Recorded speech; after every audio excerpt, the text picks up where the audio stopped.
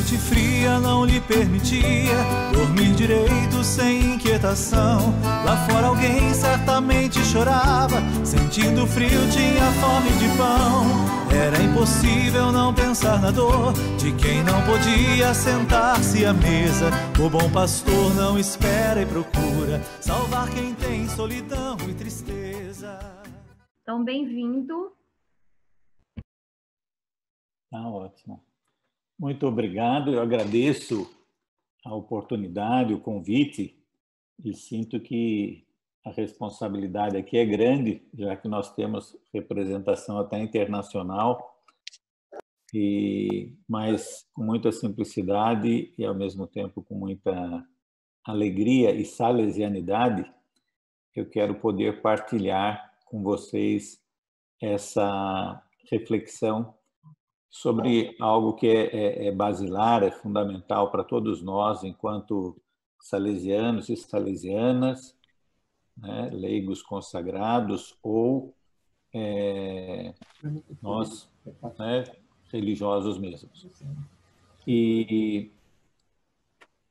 eu gostaria de, então, que iniciássemos nos colocando sob a proteção, o cuidado e o carinho de Nossa Senhora, para que ela possa, assim, nos assistir e que esse momento seja, de fato, para nós um momento muito rico, muito proveitoso e que nos possa afervorar sempre mais nessa vocação salesiana e, sobretudo, no ardor de carisma do serviço aos jovens. Em nome do Pai, do Filho e do Espírito Santo. Amém. Ave Maria, cheia de graça, o Senhor é convosco. Bendita sois vós entre as mulheres, e bendito é o fruto do vosso ventre, Jesus. Santa Maria, Mãe de Deus, rogai por nós, pecadores, agora e na hora de nossa morte. Amém. Nossa Senhora Auxiliadora, rogai por nós. Eu tenho aqui comigo alguns que já participaram dessa mesma formação, né, o Minose e mais alguns aqui do grupo do Santa Teresinha, e então vão estar ouvindo talvez as mesmas coisas.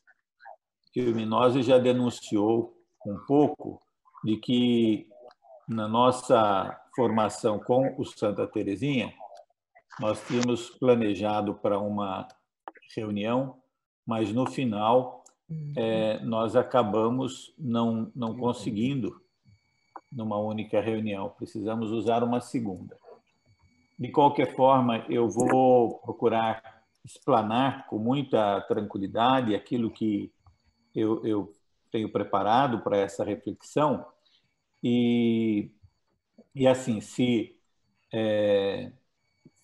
chegarmos aonde chegarmos, né, pararemos ali depois que completarmos o tempo para ter também o tempo das perguntas e depois, se acharem que convém, se estiverem interessante, a gente pode agendar uma continuação. Eu tenho certeza que até onde nós formos, não é que vai ficar alguma coisa em suspenso no ar. Vocês vão conseguir, né, fazer um caminho com esse tema e o que nós trouxermos depois vai ser uma continuidade, um aprofundamento, uma segunda parte. Então, nesse sentido, podemos ficar tranquilos. Eu vou colocar aqui, nesse momento, a projeção, né? E aí vocês vão passar, então, a ver vão passar a ver a projeção, não mais eu falando, vão ouvir a voz e qualquer coisa, se tiver, viu, Cristina, você perceber que tem qualquer problema, me diga, me avise.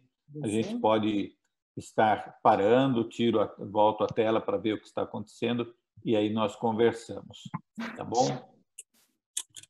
Então, vou entrar aqui agora com a apresentação. Me deem um minutinho só.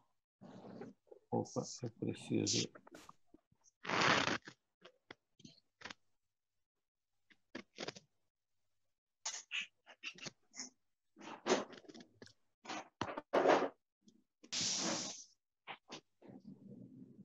sair aqui um minutinho.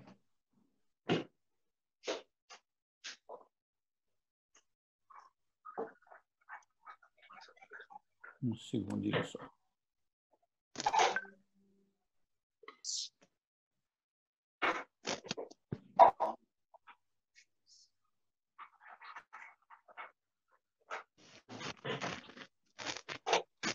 Pronto, agora sim. Eu consigo compartilhar a tela e a exposição. Muito bem, todos estão conseguindo ver aí o slide que está sendo projetado? Sim, estamos. Tá, então tá bom. Sim. Ótimo. Então, nós vamos tratar nessa nossa formação sobre o tema do sistema preventivo. Falaremos talvez hoje mais sobre esse tema particularmente e provavelmente no segundo encontro, então nós entraremos mais para essa nova dimensão que acompanha a exposição do sistema preventivo, a prática do sistema preventivo, que é a temática dos direitos humanos. Isso por quê? Porque desde 2008, 2009, ainda quando o nosso superior-geral era o padre Pascoal Chaves, ele realizou um congresso em Roma, onde nós debatemos justamente o tema do sistema preventivo e a ótica dos direitos humanos, e ele nos disse o seguinte, que a partir de então a congregação não poderia mais separar sistema preventivo e direitos humanos, porque todo o trabalho que Dom Bosco fez, ele sempre teve essa grande preocupação de assegurar os direitos fundamentais, aquilo que era básico, a escolarização, o trabalho, a profissionalização para os seus jovens.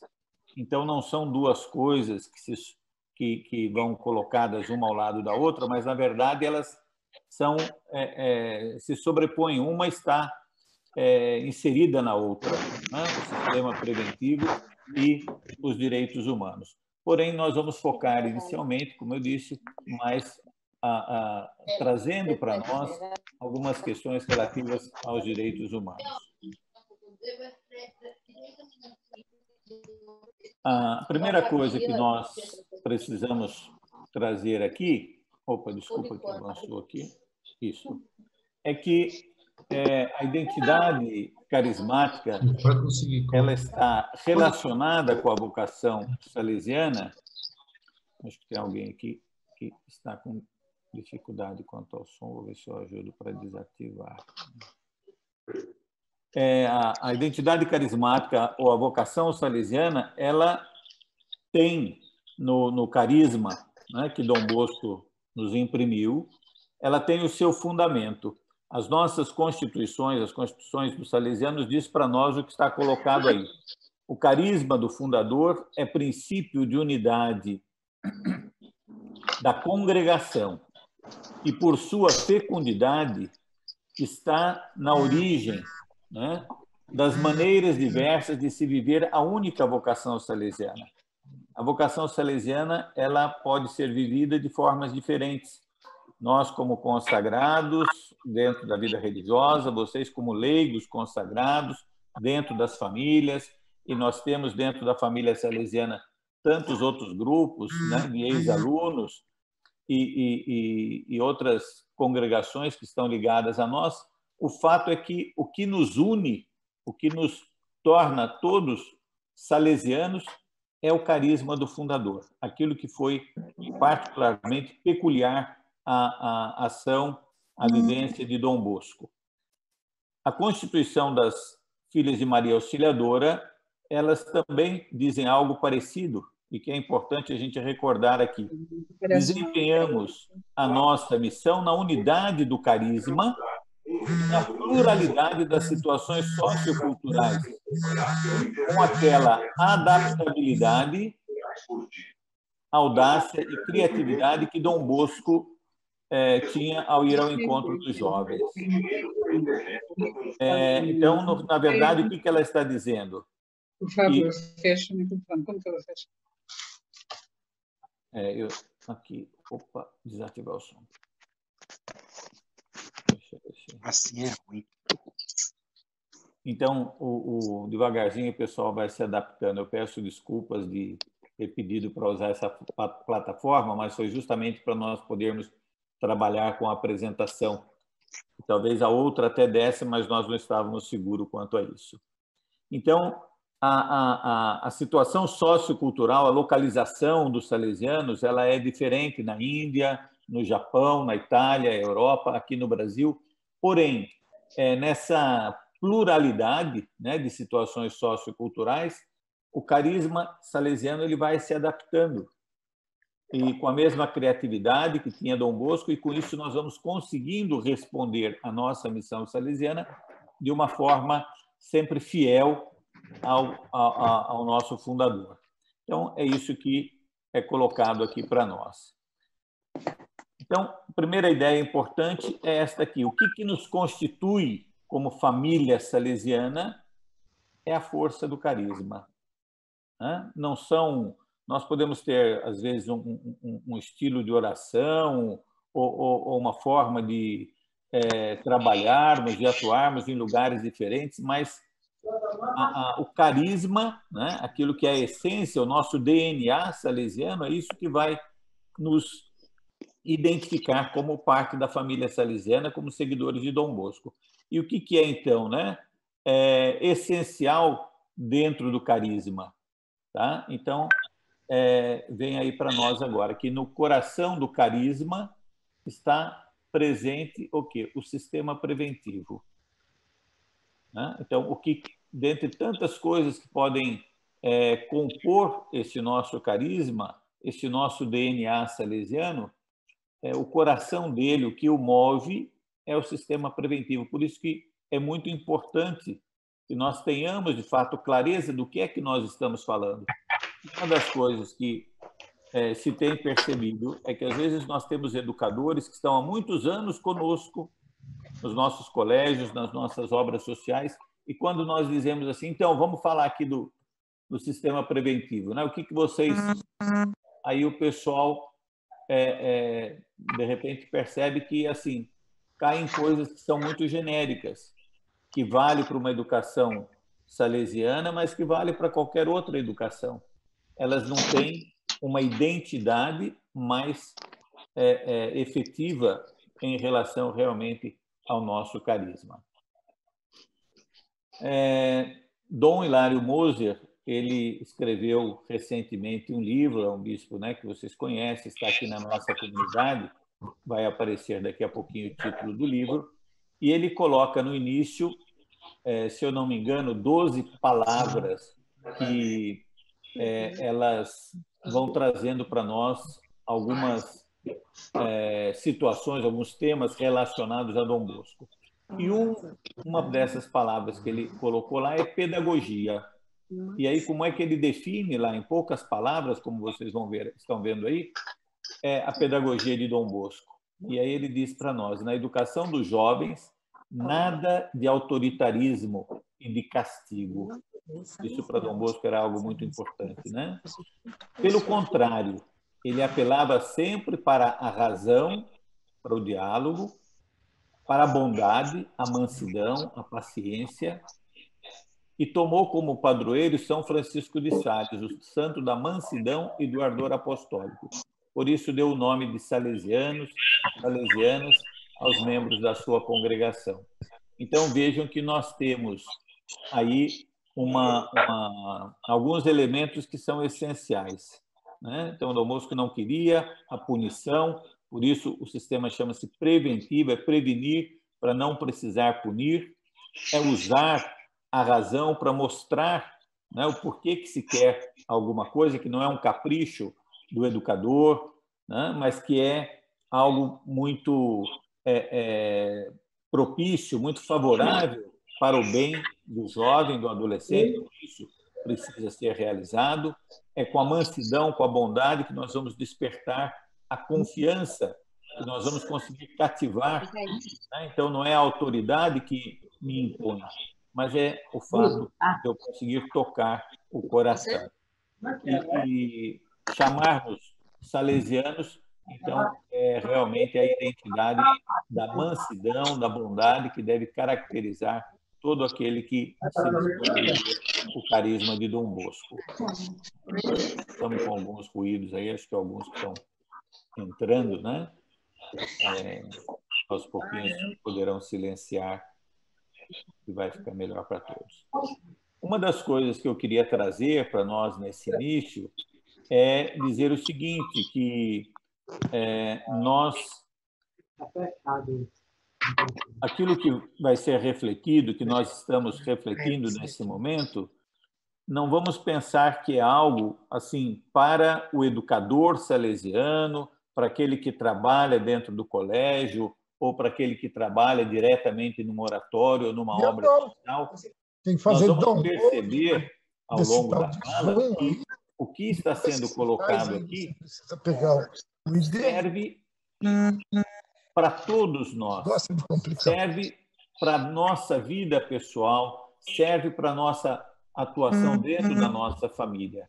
Então, podemos ficar com essa perspectiva de pensar assim, do que está sendo refletido, do que está sendo colocado, como é que isso vai passar para o cotidiano da minha vida, para aquilo que eu sou e faço no meu trabalho, dentro de casa, nos lugares que eu frequento. Nós vamos perceber que o sistema preventivo tem a ver com tudo isso.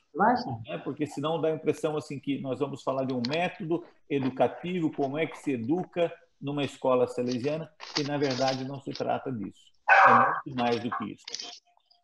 Então, aqui diz exatamente isso. Não temos e não podemos fazer o que Dom Bosco fez, mas compreender o porquê e o como ele fez.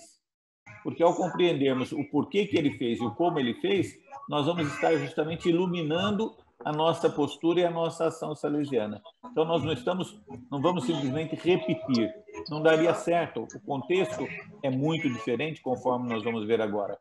Então, nós temos que ser capazes de buscar na essência o que de fato é importante dentro do sistema preventivo para que nós possamos viver isso hoje. O contexto de Dom Bosco é um contexto em que surgem, naquele período de 1800, muitas manifestações secularistas. Então, o iluminismo, tudo muito ligado à razão, o naturalismo, que são correntes filosóficas daquela época e que trazem consigo toda uma atitude antirreligiosa, anticlerical. Vocês vão se lembrar da história de Dom Bosco, que, em tantos momentos, ele foi perseguido. Dom Bosco teve obstáculos que ele foi encontrando por parte do poder público. Estou tentando ver se a gente consegue ajudar aqui a desativar.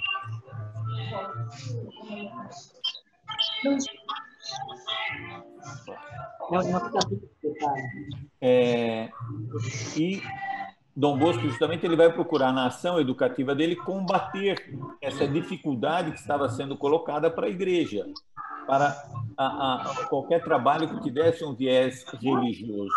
Então, essa, por exemplo, era uma preocupação muito típica daquele período de Dom Bosco. Continuando aqui. Hoje, qual que é o pano de fundo? Qual que é a realidade que nós encontramos na nossa sociedade? Padre Aguinaldo, Marcelo, por favor. Por favor. Pessoal, não tem como fechar o microfone dos outros aí, porque a interferência está prejudicando a apresentação. Padre, o senhor consegue acessar para fechar os... Eu estou acessando aqui. É que assim...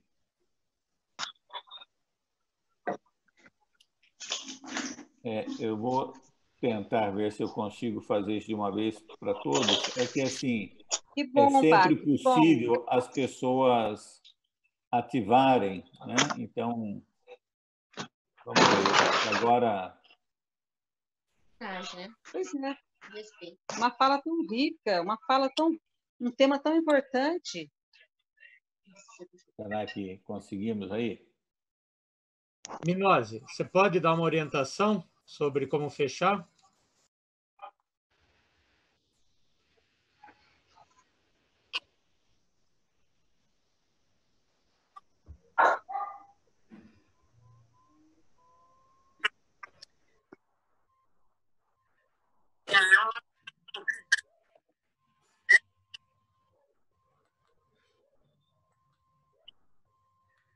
Padre padre, Aguinaldo, tem em uma cima... forma de como o senhor fechar aí, padre. Isso, padre. E em cima Sim. de cada um que está aberto tem um quadradinho azul à direita. Não, Lá então, está unmute ou mute. São poucos que estão abertos. Aí o senhor poderia fechar os poucos que estão abertos. É o que eu estou fazendo aqui. Vamos ver se... Será que nós conseguimos? Ao menos parece que o silêncio está reinando.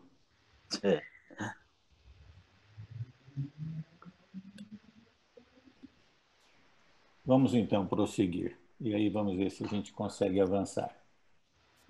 Então, o que nós estamos falando? Nós não vamos repetir o que Dom Bosco fez, porque ele fez num contexto e nós temos hoje uma outra realidade diferente daquela de Dom Bosco.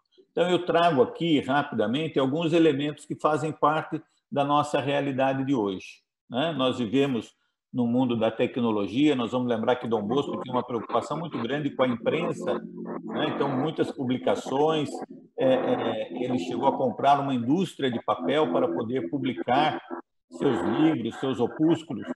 Hoje, nós falamos muito mais da tecnologia, nós temos uma visão mais ampla de mundo e também a oferta de conhecimento e de oportunidades que acontece.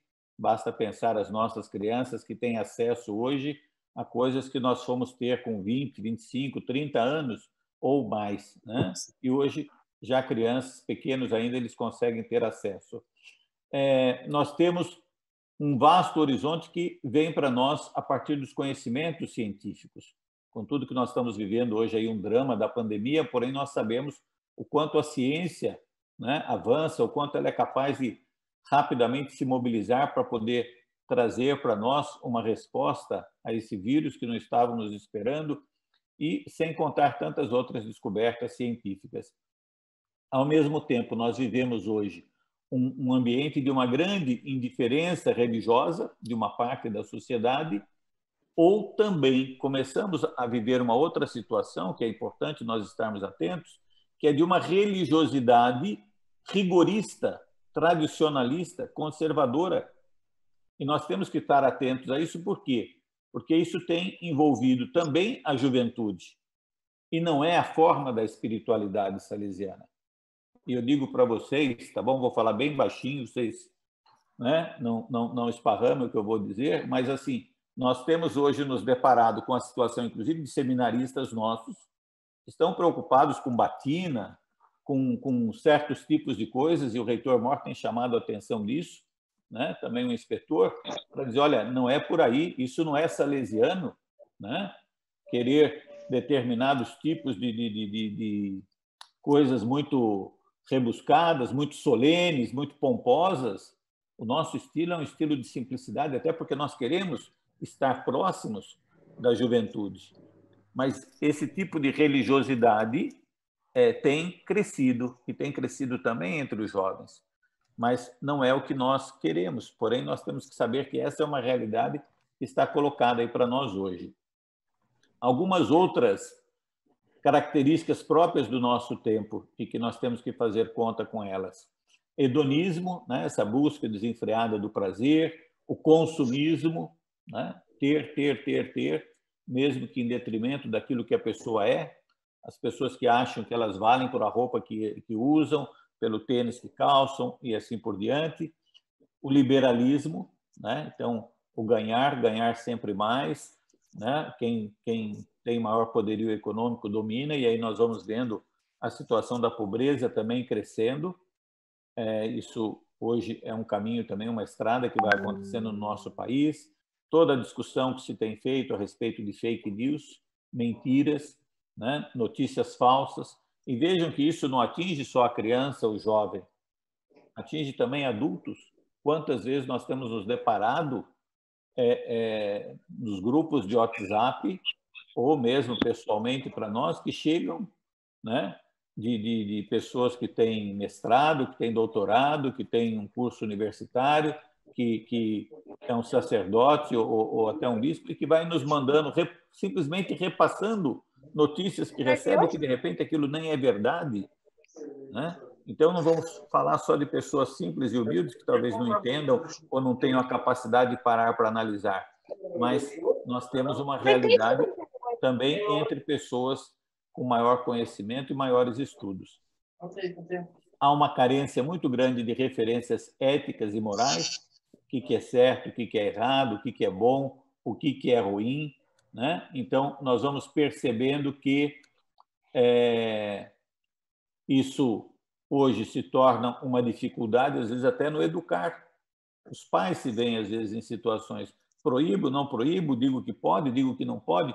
Como é que nós vamos reagir diante de determinadas situações quando os parâmetros que nós tínhamos antigamente que diziam, olha, é assim, é assado, faz-se desse modo, faz-se daquele, isso pode, aquilo não pode, hoje isso já não é tão simples assim, certo? Depois nós temos as famílias sem referências educativas. Até algum tempo atrás, eu costumo dizer que, quando a gente falava de uma família desestruturada, nós estávamos falando de uma família onde os pais se separaram. Hoje, isso, infelizmente, acabou se tornando algo tão natural, tão normal, que já não cria impacto, já não é um problema na cabeça da criança ou do adolescente, né? Estar uma semana com um, uma semana com outro, hoje vai o pai buscar na escola, amanhã vai a mãe e vice-versa, isso já não é um problema, mas justamente o que faltam são essas referências educativas. Qual que é o princípio, qual que é a base religiosa com a qual se vai educar uma criança, isso já começa a ser algo que nós percebemos claramente que está faltando para os pais, né? E aí, por consequência, isso pesa também na educação dos filhos, que vão ficando sem parâmetros, tá? Uma competitividade demasiada, muito grande, e que dificulta a expectativa dos jovens, né? Para ele poder entrar no mercado de trabalho, já não é suficiente um curso universitário, já não basta ele ter uma profissão, porque há uma grande competição, né? E cada um querendo prevalecer o mais que pode. Então, nós vamos percebendo aqui que o contexto ele é muito diferente. E, por fim, mais alguns elementos desse pano de fundo para nós podermos depois, então, perceber como é que nós podemos responder a tudo isso a partir da visão, da ótica do sistema preventivo, mais alguns elementos, então, para nós. Rápidas mudanças, faltas de referências e de parâmetros, acabamos de falar sobre isso, volume excessivo de informação e baixa capacidade de reflexão crítica. Nós ouvimos tantas coisas e não temos tempo, às vezes, de parar para refletir. Isso acontece de uma forma geral e traz complicações, porque quando a criança, o adolescente, o jovem, ele não é ajudado na sua reflexão, ele vai engolindo tudo e vai relativizando tudo. Eu não sei se vocês certamente já repararam que os nossos noticiários são assim, né?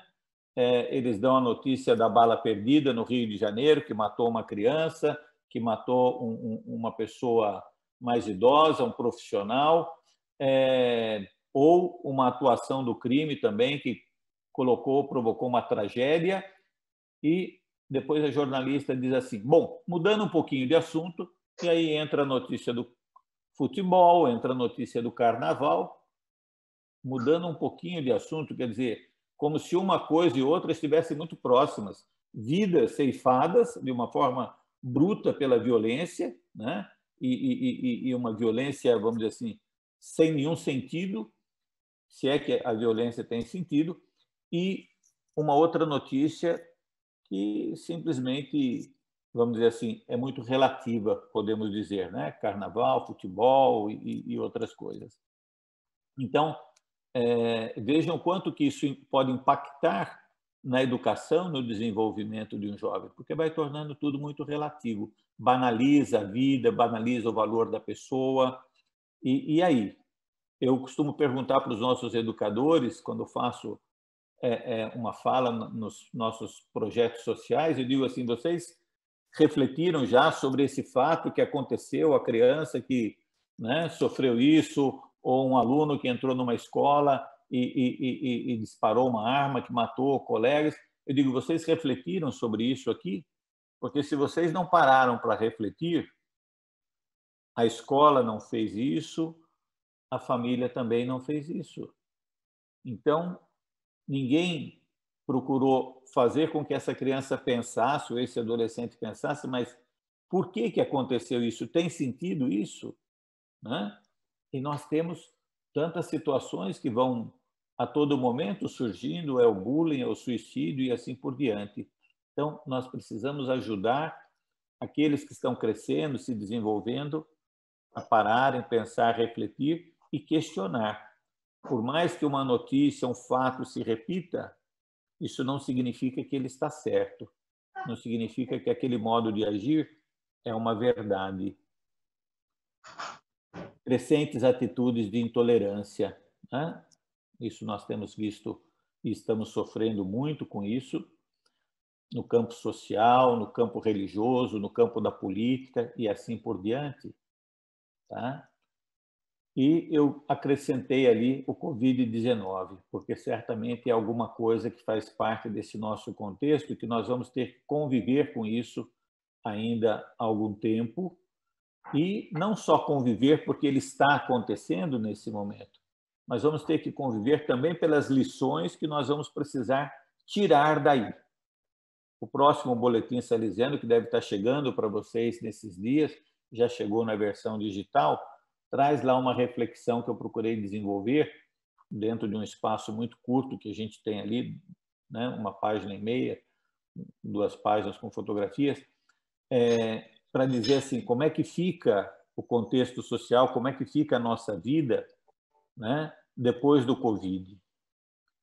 Então, queridos amigos e amigas salesianos e salesianas cooperadores, talvez esse pano de fundo possa parecer para nós algo assim muito negativo, né? Até porque nós falamos talvez das coisas muito na ótica do problema e não na ótica daquilo que é bom, mas é justamente para que possamos compreender quais os desafios que estão colocados para nós como educador hoje. O que Dom Bosco fez foi justamente procurar responder aos desafios daquele tempo. Então, não é que na época dele não houvesse coisas boas. Havia, sim, mas justamente ele procurou dar resposta para aquilo que era o lado ruim. Né? Quando a gente fala da tecnologia, não é uma visão negativa sobre a tecnologia. Pelo contrário, ela está sendo muito útil para nós nesse momento. Mas é nós compreendermos que, da mesma forma que ela pode ser positiva, ela pode ser negativa. Da mesma forma que ela nos ajuda a refletir algo importante, ela pode servir para difundir notícias falsas, para, vamos dizer assim, confundir a mente das pessoas, e, portanto, nós precisamos saber que tudo isso está colocado aí, tudo isso é acessível à criança, ao adolescente e ao jovem, e nós precisamos, como educadores todos que somos, né? E o educador, nós vamos ver, ele está na sala de aula, ele está na obra social, está no oratório, mas ele está dentro de casa também, como está na rua e como está no trabalho. Então, todos assumimos essa missão. Vamos em frente. Até aqui tudo bem? Espero que sim, né? Tá? E aí, então, agora eu trago justamente para dizer para nós o seguinte, né? Tudo isso que foi falado é o desafio que cabe aos religiosos, aos leigos, às obras e às instituições salesianas hoje, como Dom Bosco teve os dele na época dele. E aí a pergunta que vem para nós é: como viver e atuar nesse complexo contexto? Né? Um contexto complexo, difícil, com tantas situações diferentes, como é que nós vamos atuar aí? Né? Que educação, que referências nós queremos ofertar enquanto salesianos e salesianas, leigos e leigas, pais de família, né? Mas que estamos imbuídos do carisma de Dom Bosco? Quais os melhores ensinamentos e testemunhos a serem ofertados? Né? Como é que nós vamos conseguir ou o que é que nós precisamos levar como proposta educativa, como uma proposta formativa, qual é o nosso exemplo, a nossa atitude diante dessa realidade toda que está colocada aí para nós. Então, são alguns questionamentos que nós vamos precisar responder, né? As perguntas para conduzirem nossa reflexão nesse momento, então, são aquelas que estão colocadas aí. Que mundo nós queremos? Que modelo de sociedade? Que concepção de pessoa humana nós temos? Dom Bosco sabia muito bem, né, para que ele queria formar os seus jovens e como é que ele queria que esses jovens atuassem. Quando ele fala para nós aquilo que o reitor Mor nos convida na estreia desse ano a refletir, de formar bons cristãos e cidadãos honestos, Dom Bosco sabia muito bem o que significava ser bom cristão naquela época em que ele estava atuando, vivendo e implantando a sua obra, o seu oratório, como ele sabia também o que significava ser honesto cidadão naquele contexto. A pergunta que nós estamos colocando aqui, que mundo nós queremos, que sociedade, que concepção de pessoa humana, justamente isso vai definir para nós como é que nós vamos compreender eu formando o bom cristão hoje e eu formando hoje o honesto cidadão. Né? Talvez nós já lemos, com toda certeza já lemos, a estreia do reitor Mor para esse ano, mas nós precisamos depois retomar e procurarmos deixar que aquilo ali vá fazendo com que a nossa reflexão se aprofunde e amadureça cada vez mais. A pergunta é fundamental, né? Por que Dom Bosco, naquele contexto em que ele viveu, ele adotou o sistema preventivo, né, como uma forma de ele atuar a educação da juventude, né? Por que naquele momento ele passou a falar de sistema preventivo para os seus salesianos, para os seus religiosos, para os seus benfeitores? E o que ele faria se ele estivesse vivendo hoje nos nossos dias? Alguém falou no início, né, com muita propriedade, que nós estamos aqui nos debatendo para aprender a usar a tecnologia, para lidar com essas plataformas, e é verdade, a criançada tira isso de letra, nós sabemos, né? Quem convive com um neto, com um filho, com um sobrinho, sabe como é que eles se viram muito tranquilamente com isso. E nós, adultos, que não nascemos, né, habituados com a tecnologia, apanhamos um pouco mais. E alguém dizia assim, mas se Dom Bosco estivesse aqui hoje, ele estaria dominando isso com muita certeza, com toda certeza. E é verdade, né? Ele não estaria fugindo, mas ele estaria procurando realmente usar tudo isso a favor da educação, a favor da evangelização, da orientação dos jovens.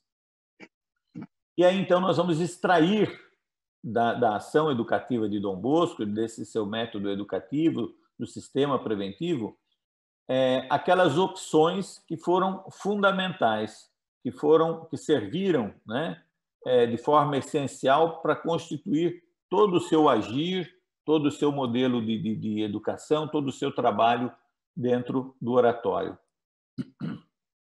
Então, um primeiro elemento que nós encontramos é esse aqui, o senso de realismo e a capacidade de adotar técnicas e modalidades modernas de ação.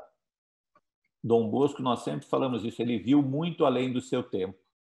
Ele não ficou preso naquilo que já acontecia, mas ele procurou enxergar o futuro, enxergar mais longe, ele avançou para ter atitudes, né, e fazer coisas que não era simplesmente aquilo que estava colocado para ele, que era o que devia ser feito. Não, ele inovou, ele ousou, né? E ele dizia o que para nós? Naquilo que for para o bem da juventude, eu corro até a temeridade. Né? Ou seja, eu vou arriscar qualquer coisa. Eu vou fazer aquilo que talvez seja tido como improvável, que não se deva fazer. Mas sabia por que estava fazendo. Ele queria o bem. Então, isso essa marca de Dom Bosco ela é muito importante para nós. Vejam bem o que nós somos chamados aqui para refletir, né? Nós temos, pode ser que eu fique com dificuldade de ler eu mesmo aquilo que eu coloquei na apresentação aqui, porque na minha tela aparece uma coluna, né, com os rostos dos que estão aí, mas dá para atirar aqui, olha aqui, pronto. Oi.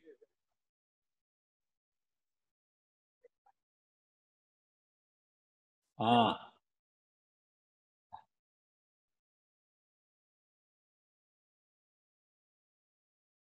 tá. Não, mas já consegui dar um jeito aqui, eles já foram lá para cima lá. Então, eu digo aqui, olha, nós temos dificuldade de acolher, mas agradeço, viu, Minose?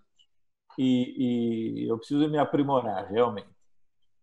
Mas eu digo aqui que nós temos dificuldade de acolher o novo, sobretudo quando nos tira da nossa zona de conforto.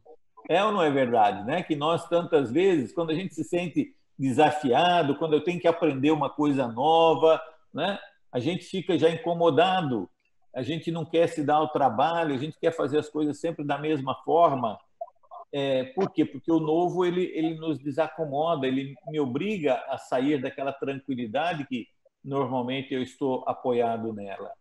E essa não é uma atitude salesiana, né? Então, nós temos que aprender. E isso é importante por quê?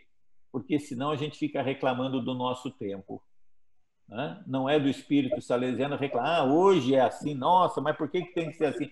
Por que fazem dessa forma? Não.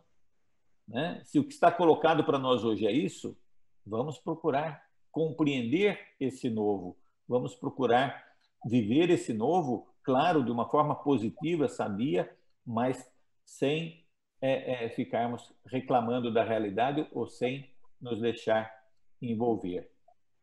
Olha aqui, outra coisa própria Dom Bosco adotou uma pedagogia fundamentada na liberdade e adequada aos jovens. O padre Braide tem, né? Dom Bosco, educador da juventude no século da liberdade, momento em que se saía da rigidez das estruturas educativas e se passava por uma liberdade maior, uma forma, vamos dizer assim, mais espontânea, mais livre de atitudes, de contestação, etc. E tal. E Dom Bosco ele assumiu essa postura, essa capacidade de lidar com a liberdade. Vejam bem, nós temos dificuldade de lidar com a liberdade por medo que as coisas fujam do controle. Essa é uma verdade. Por que vai ganhando força na nossa sociedade aqueles que querem impor regras, normas rígidas, né? Por que hoje se fala tanto de escola militar, voltar, né, o regime militar? Porque nós achamos que nós vamos conseguir ter um maior controle sobre a situação com regras rígidas, com costumes severos. Imagina que a juventude hoje ela não vai se submeter a isso. Nós temos visto quanto tipo de manifestação. E hoje não há como controlar a comunicação, não há como controlar um WhatsApp, as informações circulam. Então, não é a mesma coisa que 30, 40, 50 ou 100 anos atrás. Nós temos, sim, que educar para a liberdade, educar para a autonomia, ensinar nossas crianças, adolescentes e jovens, sejam eles alunos, filhos, netos, sobrinhos, a caminharem com as próprias pernas e a caminharem também com a própria cabeça. Senão nós vamos ficar sempre querendo voltar no tempo para poder ter um padrão rígido de comportamento, quando o que a juventude quer e o que ela respira hoje é liberdade. E já foi assim no tempo de Dom Bosco. É muito interessante, nós temos um material que o padre Marco Sandrini, daqui a pouco nós vamos falar dele, escreveu para nós, e ele reporta lá um episódio em que a irmã do padre Cafasso, que foi o grande mentor espiritual de Dom Bosco, ela vai querer matricular os seus filhos no oratório com Dom Bosco. E nosso tempo já está acabando, estou vendo aqui, né? E de repente, o padre Cafasso vai dizer para ela, olha, não coloca eles no oratório de Dom Bosco, não, porque ali as coisas estão muito bagunçadas. Então, ele que estava trabalhando e ajudando Dom Bosco vai dizer que ela não matriculasse os seus sobrinhos, né, filhos da irmã dele, no oratório, porque o oratório era muito bagunçado. A irmã não seguiu os conselhos do padre Cafasso, matriculou os seus filhos, um deles, né, se tornou depois o fundador da Consolata, dos missionários da Consolata, né, Alano, o nome dele. Então, para dizer assim, não é que Dom Bosco tinha ali uma bagunça, mas ele sabia não tolher a espontaneidade do jovem, né, a sua capacidade de ter iniciativas. Pelo contrário, ele confiava muito na juventude. Tá. Outro elemento importante para nós pensarmos, olha aqui, a visão positiva da pessoa humana. Dom Bosco aprecia o humano, confia nos recursos naturais e sobrenaturais. Né? Então, ele vai trazer, vai herdar muito do humanismo de São Francisco de Sales. Né? Quando a gente fala de São Francisco de Sales, o nome salesiano, a gente fala muito da mansidão, mas não é só a mansidão. É porque Francisco de Sales, ele foi um homem de diálogo, foi um homem que aceitou se colocar diante das diferenças religiosas da sua época, né?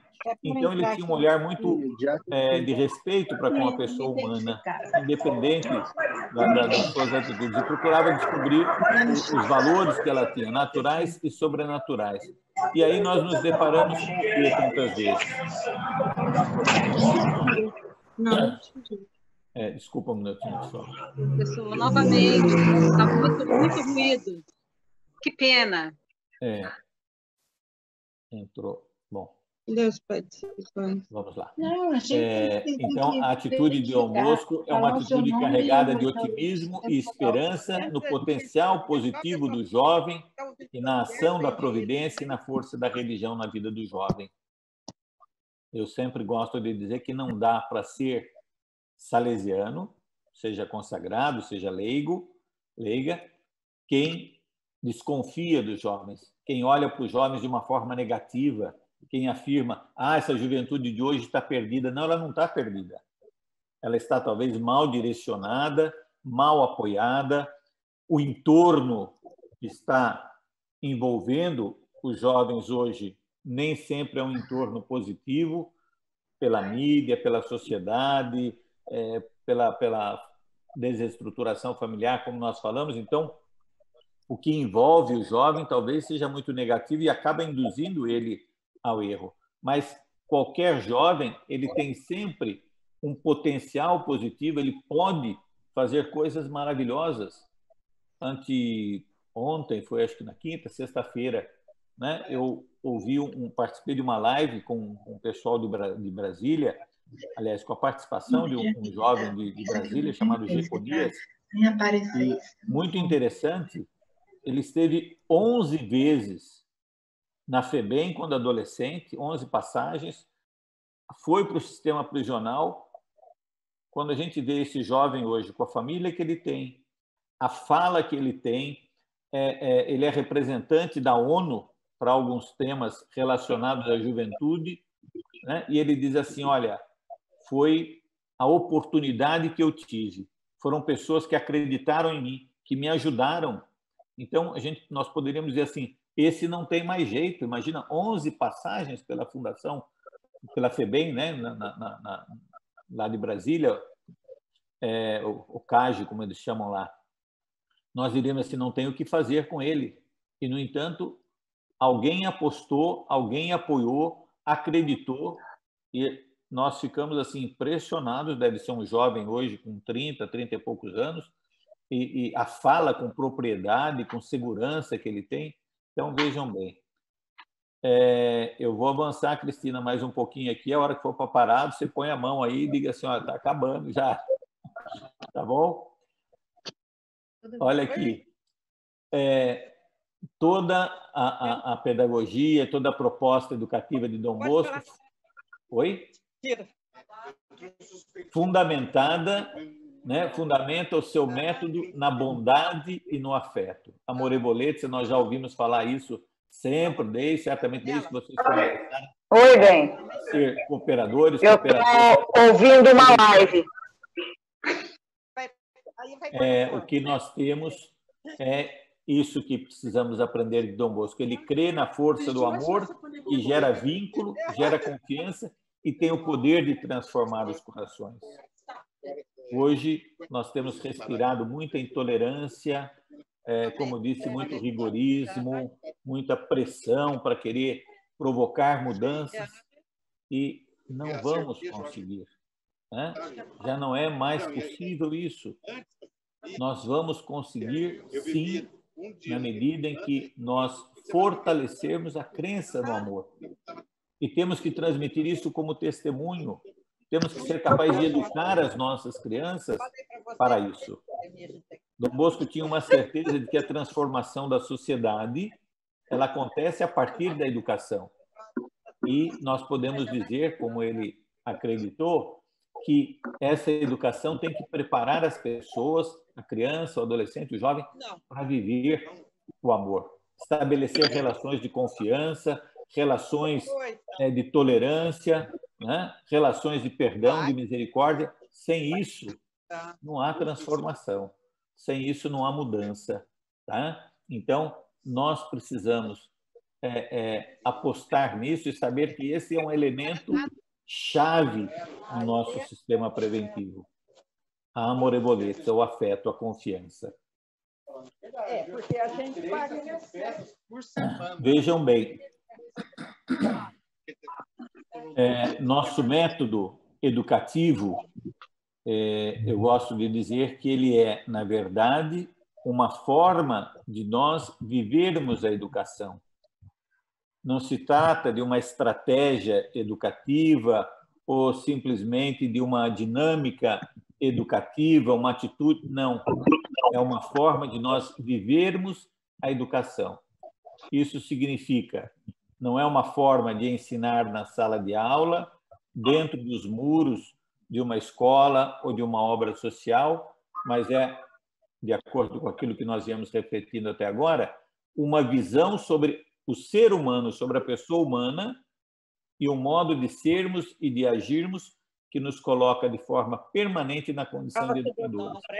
Eu dizia no início que o que nós estamos refletindo tem que nos ajudar a sermos educadores em casa, na família, sermos educadores no trabalho, na rua, na igreja, aonde nós estivermos. A nossa postura, o nosso agir, o nosso pensar, a nossa forma de nos relacionarmos com as pessoas, tudo isso vai ser um reflexo daquilo que nós acreditamos. E vai também isso ajudar a mudar as pessoas. Né? Nós estamos vendo que falta para a sociedade uma série de coisas que teriam ajudado, talvez, a evitar, ou pelo menos a diminuir os efeitos da pandemia, desde hábitos de higiene, desde cuidado com o descarte do lixo, no cuidado com a natureza. Né? Quantas coisas. Eu digo, isso não se improvisa. Isso, talvez nós vamos ter que aprender daqui para frente, mas se isso estiver na nossa natureza, no nosso modo de ser, a preocupação com o cuidado com o outro, a preocupação com a solidariedade, aí nós estaremos, sim, sendo capazes de ir mudando a nossa realidade e o nosso modo de educarmos as pessoas com as nossas atitudes. Mais que um método educativo, é um modo de ser, de pensar e de projetar a vida. Tá? Então, vejam bem, construir no dia a dia uma vida organizada, com ritmo, com leveza, vocês vão dizer assim, ah, padre, mas isso não é fácil. Realmente, eu também acho que não é fácil. Com tantos problemas, com tantas preocupações, né? Mas se nós formos aprendendo, e daí vem a palavra preventivo, né?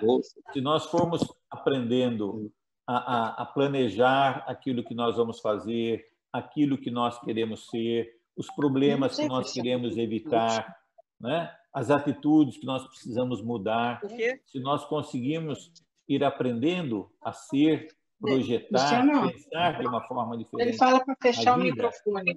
Onde que fecha? Pouco a pouco, ela vai se tornar para nós essa vida mais leve, mais organizada, com ritmo. Eu estava lá no oratório, aí eu posso contar essa semana, deu uma ajeitada nos vasos. É lá na frente. Vamos. Tem alguns aqui que acho que ativaram o som, estamos conseguindo. Então, eu dizia isso, se nós formos trabalhando esse nosso pensar, esse nosso agir, projetando melhor as coisas, nós vamos perceber que a nossa vida também consegue ganhar um outro ritmo. Às vezes nós ficamos na emergência, correndo atrás do prejuízo, e por isso nós acabamos nos estressando mais, acabamos nos desgastando mais, nos tornando pessoas negativas, né? Quando, pelo carisma de Dom Bosco, nós deveríamos ser positivos. Veja que isso não significa que vai faltar adversidade e problema na nossa vida. Nós sabemos que a vida de Dom Bosco foi constantemente um enfrentar de dificuldades e problemas, de ameaças, da falta de dinheiro, da construção que ele faz e desaba tudo, daqueles que o perseguiam, mas isso não fez dele uma pessoa negativa, uma pessoa com um olhar, né, pessimista sobre a vida e sobre a realidade. Pelo contrário, né? Vou ainda fazer aqui mais um ponto e aí abro para a gente, de repente, começarmos a conversar um pouquinho. Aprender a pensar projetando o que queremos para o nosso educando. Esse educando pode ser o filho, o neto, o sobrinho, como eu falei, como pode ser um aluno, mas também aquilo que nós queremos para nós, para a nossa obra, para o meu oratório, para onde eu participo na minha comunidade paroquial, o que eu quero para a minha família.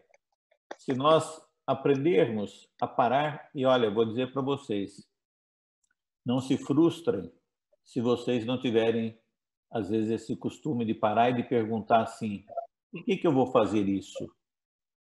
Qual que é a finalidade disso que nós estamos fazendo aqui em casa, ou na paróquia, ou no oratório? Por que isso é importante? Se vocês não tiverem isso como uma prática, né, se perguntarem, se questionarem, reverem aquilo que vem sendo feito há tanto tempo da mesma forma, não se preocupe, porque eu percebo que também nós, salesianos, que temos posições chaves, às vezes como diretor, como coordenador disso, daquilo outro, de pastoral, né? Muitas vezes agimos, né, fazendo sempre as mesmas coisas, repetindo as mesmas ações, porque não paramos para pensar qual que é o sentido, será que isso é importante hoje também? Não é por acaso que o nosso capítulo geral, que infelizmente acabou um mês antes, porque a pandemia obrigou, né, os capitulares a suspenderem os trabalhos lá em Turim, ele tinha como proposta pensar o salesiano para o jovem de hoje.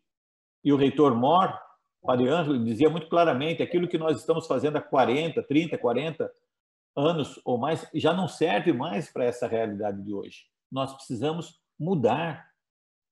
Então, nós temos que projetar as coisas, pensar por que nós vamos fazer. E isso vai nos ajudar também, justamente, a poder conduzir com maior clareza a nossa vida e os passos que nós queremos dar. A última coisa que eu vou falar aqui, abro aí a oportunidade para reflexão, é aquilo que o Padre Braido coloca aí para nós, quando ele diz assim, né? falando da pedagogia de Dom Bosco, desse sistema preventivo de Dom Bosco.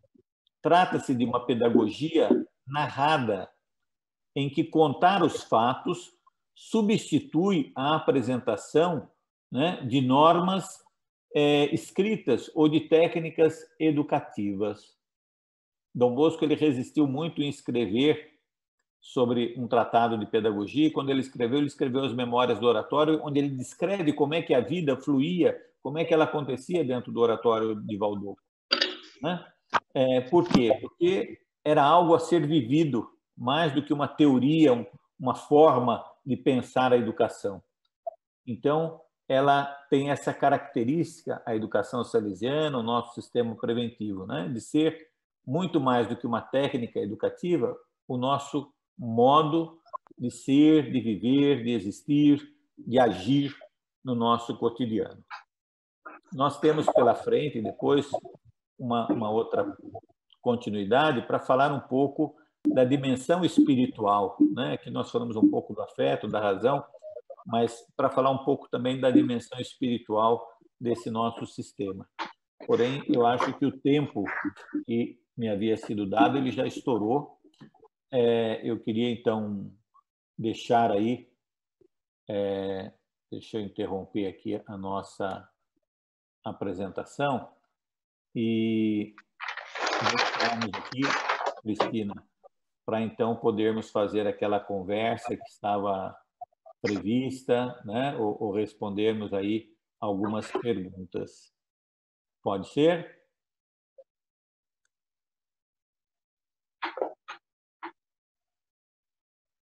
Cristina? Oi, o que está acontecendo que eu não consigo... Sim, mas pode ser, padre. Oi? Pode ser, sim. Vamos nessa sequência aí. Eu não sei o que aconteceu com a Cristina, talvez teve algum probleminha lá. Tem algumas perguntas. Eu já abri aqui. Já está diante de mim. A questão é que tem, vamos ver, tem tantas intervenções aqui, mas sim, algumas são mais... Muita coisa gostosa. Vamos ver se eu consigo aqui. Mas são manifestações. Olha, tem gente realmente de todo lugar aqui, hein? Que maravilha. Vamos ver se eu acho aqui alguma pergunta, algum questionamento. A pergunta seria... Sim, olha aí. Assim, como fica a volta do oratório normal, com distanciamento social, máscara, etc.? Olha aí, eu vi aqui essa pergunta, né? Como é que fica a volta do oratório nesse novo normal? Veja bem, essa é uma pergunta que eu até gostaria de ter a resposta dela, mas nós temos que perguntar assim, como é que fica o novo normal na família, né? Nas nossas visitas, como é que vai ficar o novo normal, na verdade, na escola, na rua, no supermercado. Algumas coisas nós até já temos percebido. Uso de máscara, álcool gel, né? A questão de termos que tomar cuidado, não podermos aglomerar, não podermos ter tanta gente. O fato que eu acredito que é o seguinte, talvez algumas coisas nós não vamos conseguir voltar tão já, né?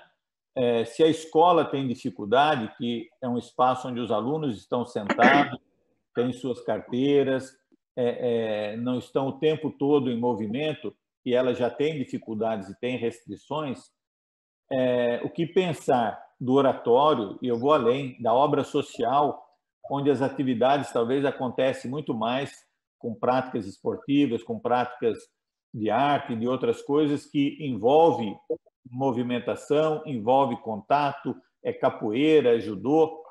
Então, como é que isso vai poder acontecer? Eu acho que nós vamos ter que aprender esse novo. Não existe uma fórmula. Agora, também aí eu acredito que assim há alguns elementos que vão ser importantes. Mais do que nunca, nós vamos ter que trabalhar com as nossas crianças o sentido do respeito, o sentido do cuidado, o sentido da higiene, né? O modo de se brincar e de se divertir. Nós vemos muitas vezes entre eles aquela prática de empurrar, de tocar, de um subir por cima do outro. Nós vamos ter que ajudá-los a compreender que isso agora tem que ser diferente. Nós não vamos chegar ao nível dos orientais, né, que se cumprimentam sempre à distância, que tem uma reverência, já é um grande cumprimento. Nós estamos acostumados com o beijo, com o abraço, mas nós vamos precisar aprender esse novo e fazer isso trabalhando com serenidade, com tranquilidade. Então, eu diria assim, não tem uma fórmula para nós, mas tem atitudes que nós vamos ter que começar a educar as nossas crianças para ela. Pode ser no oratório, pode ser na catequese, né? Como certamente estamos trabalhando isso dentro das nossas famílias. Há alguns ensinamentos, algumas orientações que estão sendo passadas para o filho, para o neto, para o sobrinho, não é verdade? Então, eu assim, não tenho como responder para dizer assim, vai ser dessa forma. Até porque nós temos oratórios que têm espaços muito grandes, vai ser fácil fazer atividades ali. Mas temos outros que têm espaços muito limitados, então eu não posso mais encher uma sala de crianças, não é verdade?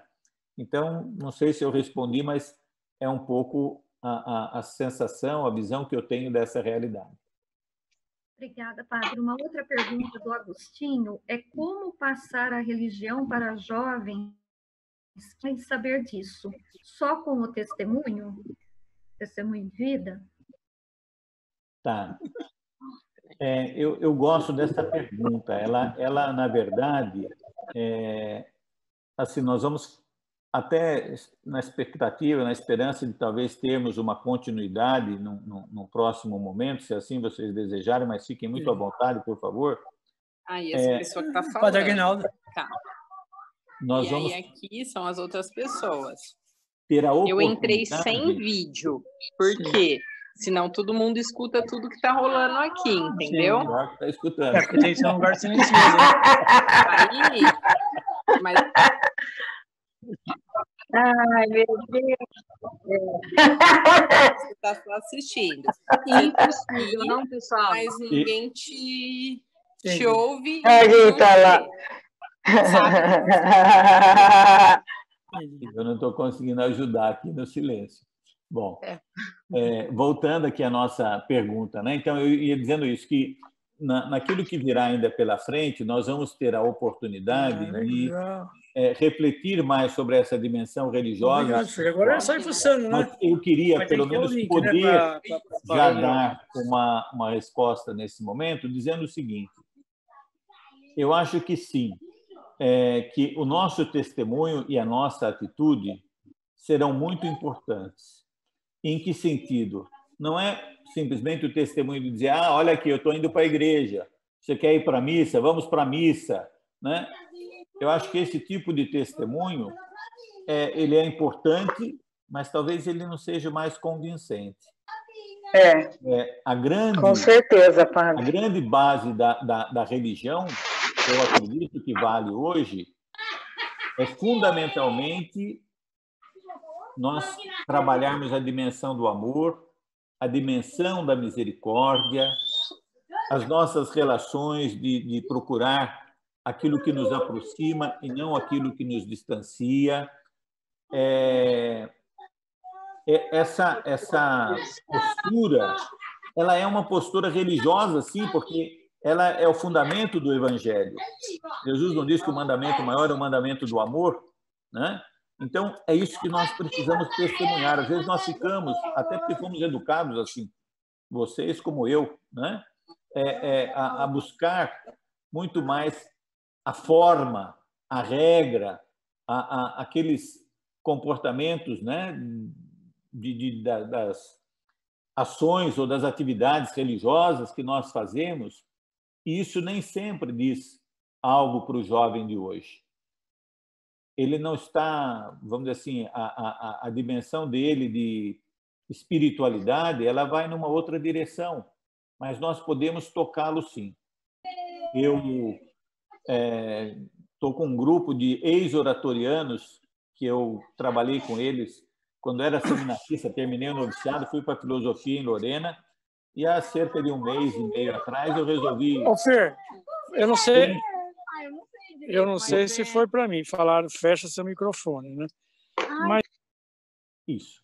Eu fui atrás desses ex-oratorianos, aproveitando, né, as tecnologias de hoje, e Facebook, e WhatsApp, e com grande alegria eu encontrei vai ser igual aqueles caras lá que aparecem peladão no meio das reuniões. 50 ex-oratorianos, imagina, de 42, 43 anos atrás, na Lorena. Passou atrás. E está difícil disputar aqui com os nossos novos ouvintes aí.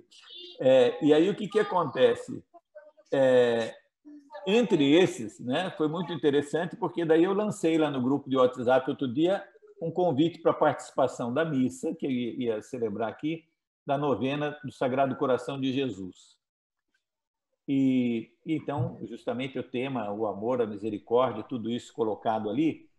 E, para grande surpresa minha, depois, um desses jovens, testemunha de Jeová convicto, tá? Porque lê a Bíblia, participa lá das atividades deles, ele entrou no grupo para dizer assim, olha, a reflexão foi muito importante, eu acho que isso que foi colocado faz todo sentido.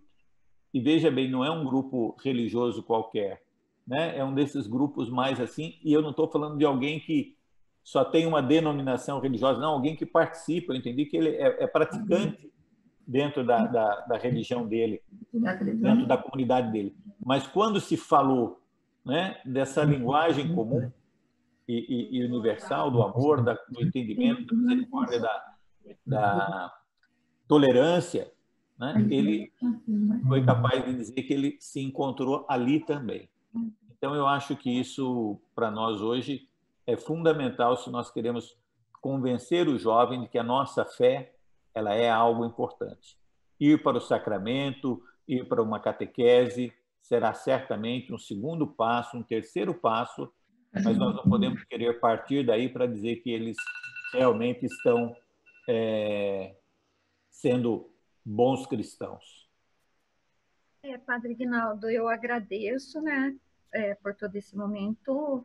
Existem outras perguntas, mas o tempo está avançando, então eu gostaria de fazer o senhor, será que no próximo final de semana daria para a gente fazer essa parte 2?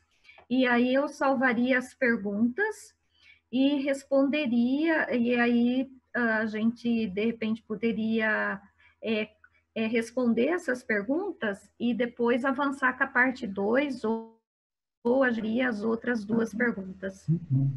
Tá.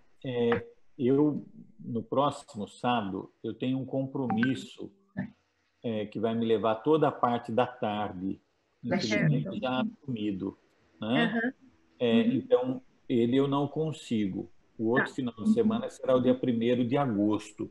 Se para vocês ele for possível, então o que eu posso fazer é isso.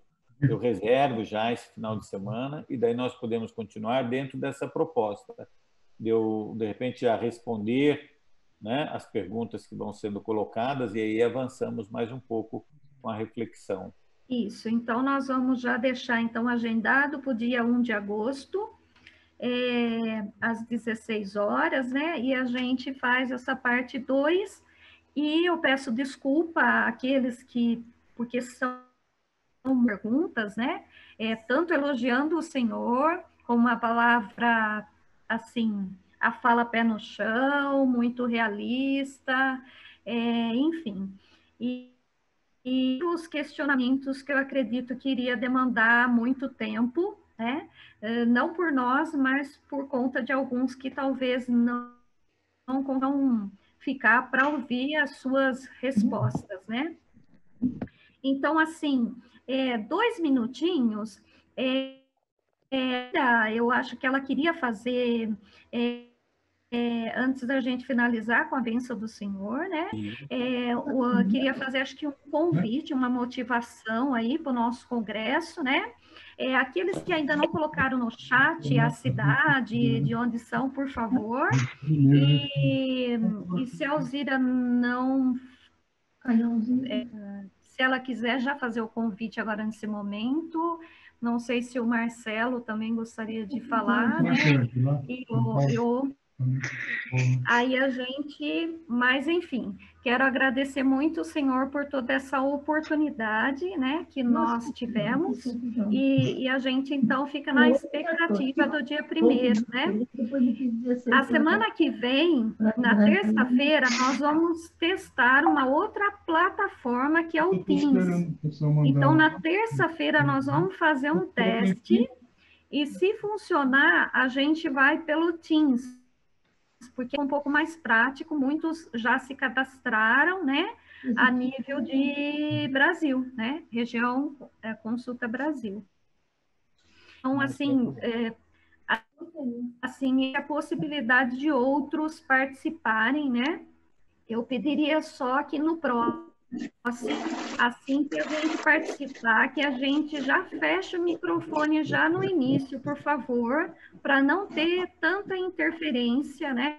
E poder participar bem desses encontros formativos. Alzira?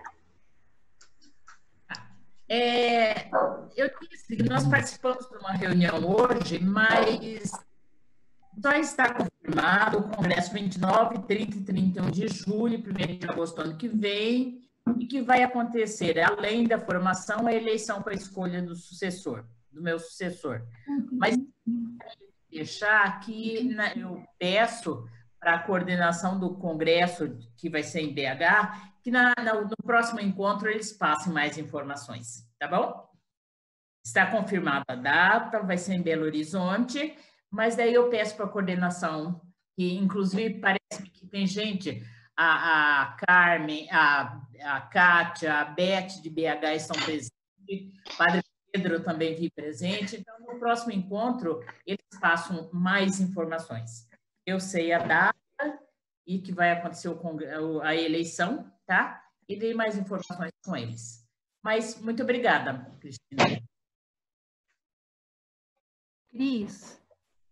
Obrigada, Alzira. Cris, só uma informação. Tem bastante gente cadastrada no Teams, mas nem todos ainda conseguiram instalar ou no computador ou no celular. Então, só estar cadastrado não resolve o problema.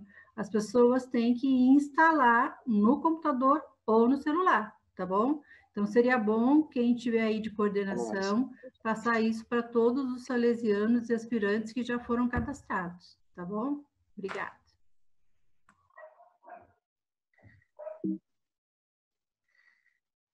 Bom, Padre Aguinaldo, também nós queremos agradecer o senhor pela presença hoje aqui junto com os salesianos cooperadores, não só da nossa província de São Paulo, mas também do Brasil todo, aos salesianos cooperadores que participaram junto. Hoje experimentamos essa nova plataforma, que é o Zoom.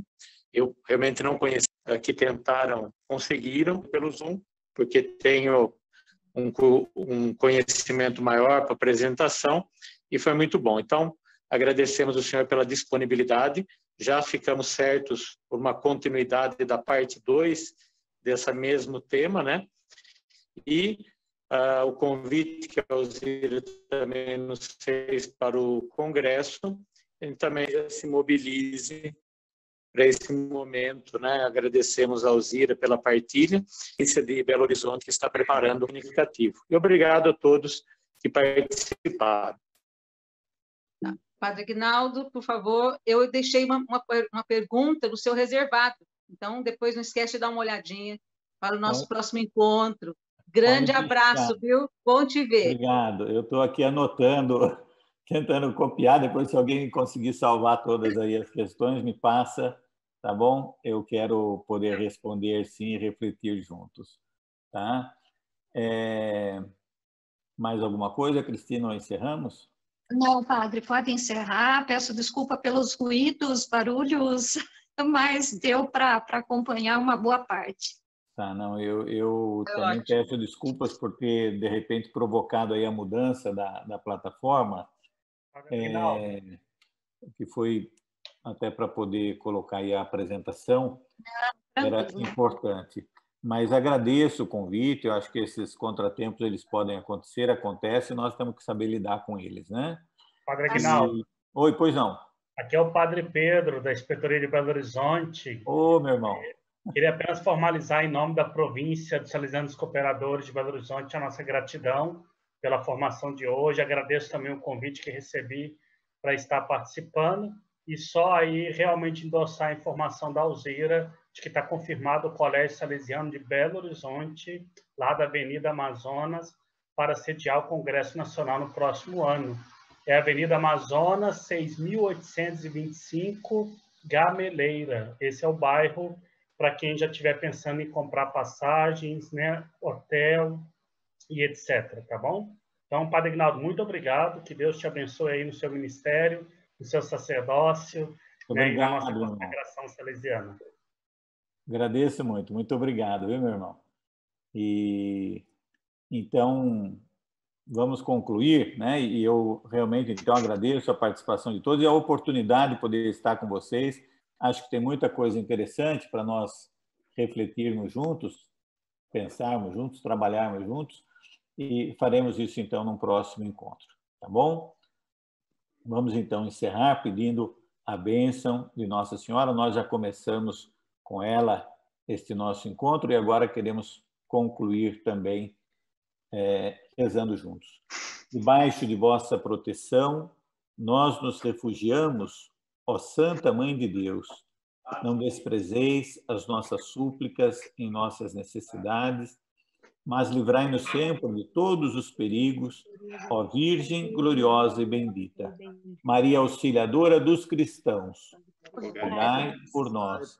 Ouvi, Senhor, minha oração, e chegue a vós o meu clamor. O Senhor esteja convosco. Ele está no meio de nós. Oremos, Deus eterno e onipotente, que pela intervenção do Espírito Santo vos dignastes preparar o corpo e a alma da gloriosa Virgem Mãe Maria para a digna habitação do vosso Filho. Fazei que sejamos livres da morte eterna e de todos os males que nos rodeiam, pela intercessão daquela cuja lembrança hoje nos alegra, por Cristo nosso Senhor.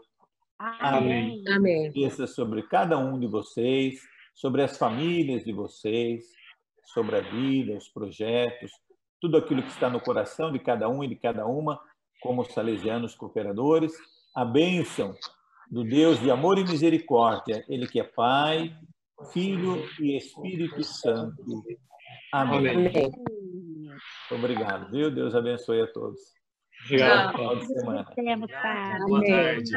Prazer em revê-lo. Tchau, boa tarde. Foi por amor que procurou por estradas e praças, por tantos lugares por onde andou.